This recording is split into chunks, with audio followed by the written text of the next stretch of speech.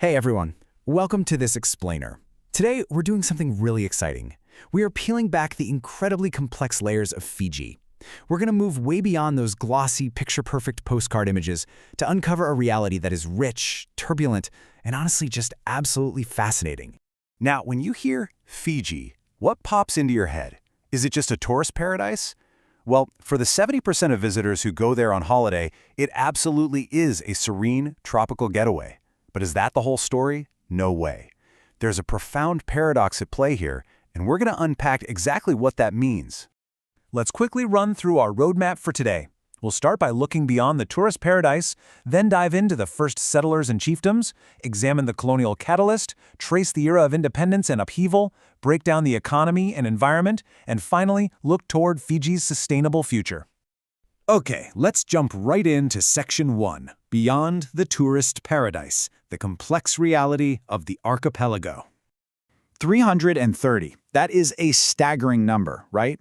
You see, Fiji isn't just one or two big resort islands. It's a vast archipelago of over 330 islands. And while only about 100 of those are actually inhabited, they represent this stunning environmental diversity. We're talking about everything from completely flat coral atolls to massive, high volcanic peaks. Plus, its strategic location right smack in the middle of the Pacific made it a natural stepping stone for ancient human migration and later on a major focal point for modern global interests. Moving on to Section 2, First Settlers and Chiefdoms, we're going from Lapita origins to some very complex politics. To really get Fiji, we have to understand that its history has immense depth. It all starts way back, around 950 to 600 BC, with the arrival of the Lapita people from the west. Fast forward a bit to 1450 AD, and the islands go through these dramatic environmental shifts. We're talking a little ice age and massive forest fires that fundamentally reshape the landscape. Then, we get the very first European contact. Dutch Captain Abel Tasman sights the islands in 1643, and Captain William Bligh arrives in 1789. This huge historical gap really shows us that Fiji has always been this dynamic, constantly evolving world. So, when Europeans did eventually arrive, they didn't just bring ships, they brought incredibly valuable trade goods, specifically things like iron and axes. And this was a real game changer. The introduction of these foreign tools completely upended the traditional social structures among the pre-European chiefs. Suddenly, having access to foreign trade meant you could amass unprecedented military and social power. It irrevocably altered the dynamics of the chiefdoms, which naturally led to shifting alliances and escalating tribal conflicts. All right, let's look at Section 3, the colonial catalyst. This covers the 1874 cession and the deep roots of division. In 1874, Fiji was formally ceded to Great Britain, and this setup effectively created a dual society that profoundly impacted the nation's future. On one hand, you had the indigenous Fijians, or tauki, who retained de jure authority over their provinces and land under the traditional chiefly system. On the flip side, the British desperately needed low-cost labor to build this massive sugar empire they envisioned, so they brought in Indo-Fijian laborers known as girmatias. Now you might be wondering, what exactly was that system? Well, Gurmat was an indentured labor system the British used to bring workers, primarily from India, over to the plantations.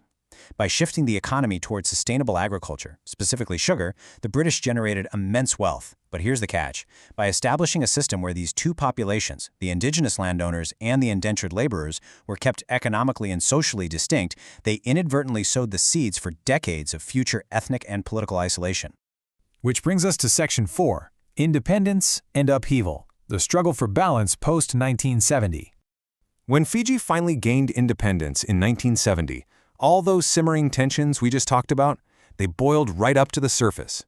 It triggered this massive chain reaction of political upheaval. Just think about this dizzying sequence of events.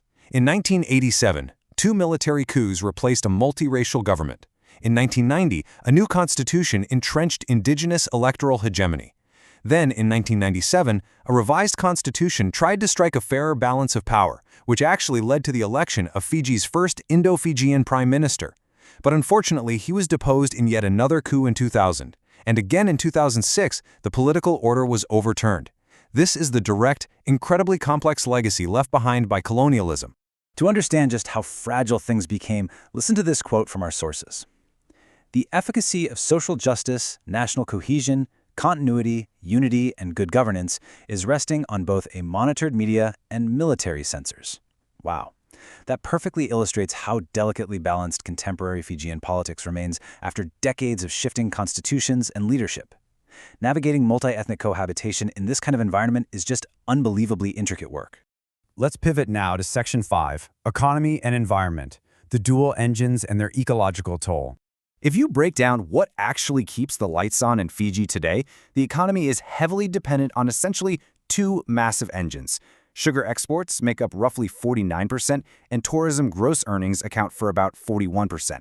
That means everything else combined is just 10%. Because the nation relies so heavily on just these two sectors, sugar and tourism essentially dictate almost all the economic policy and land use across the islands. But this intense focus on land development has led to some stark environmental tipping points. And surprisingly, it wasn't just large-scale farming that changed the landscape. It was actually introduced species. Domestic pigs literally destroyed vast swaths of lowland forest. Red deer completely overgrazed the understory. And the introduction of giant guinea grass, it quite literally converted the remaining wet forests into fire-prone shrublands. It's this cascading ecological effect that completely alters the natural habitat. And unfortunately, those historical shifts have compounded into some very severe modern threats. Today, we're seeing the overexploitation of coastal resources and destructive coral mining. We're witnessing rapid agricultural expansions causing severe deforestation. Plantation runoff is literally converting beautiful nearshore coral reefs into mudbanks, which then increases erosion and downstream flooding. It's a really profound paradox. The very ecosystems that tourists travel thousands of miles to see are being threatened by non-compliance with environmental policies in the exact industries driving the country's economic growth.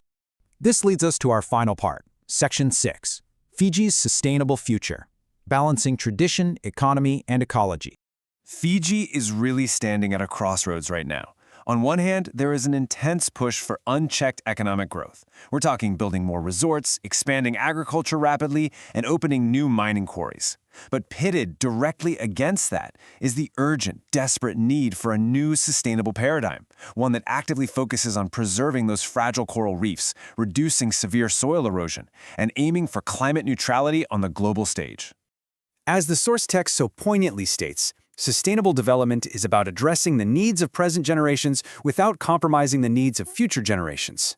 For a tropical island nation like Fiji, where reefs, lakes, and forests are degrading rapidly under economic pressure, this isn't just some trendy corporate buzzword, it is literally about the survival of the archipelago.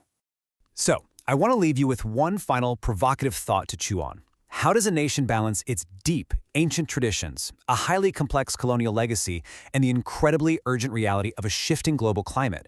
That, right there, is the true paradise paradox of Fiji. It's not just a postcard. It's a dynamic, highly resilient nation navigating some of the most complex challenges of our time. Thank you so much for joining me for this explainer, and I really hope this sparks your curiosity to keep digging into the fascinating realities of our world.